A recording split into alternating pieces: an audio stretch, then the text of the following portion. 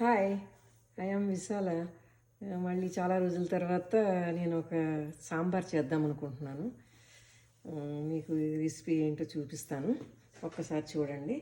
ఇదేమో సాంబార్ పౌడరు, ఇది turmeric powder, ఇదేమో ధనియాల పౌడరు, ఇదేమో టమోటా ఏమో మిక్సీ చేసి పెట్టుకున్నాను. అలాగే చింతపండు కూడా మిక్సీ చేసి పెట్టాను, ఎందుకంటే చేతితో అయితే కొంచెం హార్డ్గా ఉంటుందని. ఇది కొంచెం ఏమో ఇవి ఉన్నాయి వేస్తున్నాను, ములక్కాయలు. తర్వాత వెల్లుల్లి ఏమో దంచి పెట్టుకున్నాను. ఇదిగో ఉల్లిపాయలేమో ఫ్రై చేసి ఉంచాను. ఇప్పుడు ఆన్ చేశాను, ఆయిల్ వేస్తున్నాను. చాలా టేస్టీగా ఉంటుంది. ఇదిగో నేను పప్పు ఏమో ఇలాగా కుక్కర్లో ఇలా పెట్టుకున్నాను.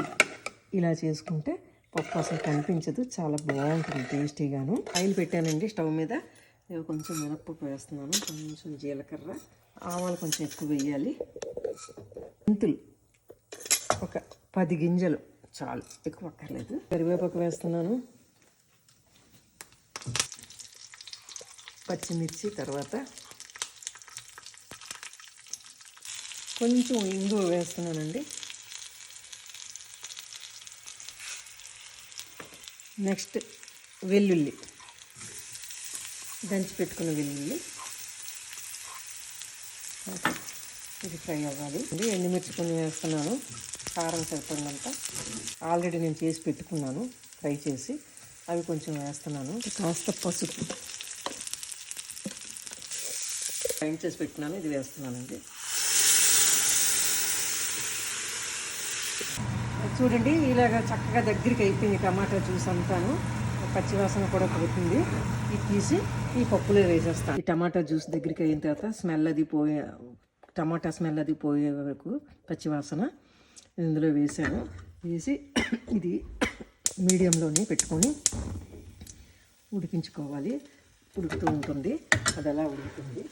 ఈలోగా ఈ టమాటా చింతపండు రసం వేస్తున్నాను. ఇవి కూడా బాగా బాయిల్ అవ్వాలి. బాయిల్ అయిన తర్వాత అప్పుడు అందులో వేయాలి పప్పులో.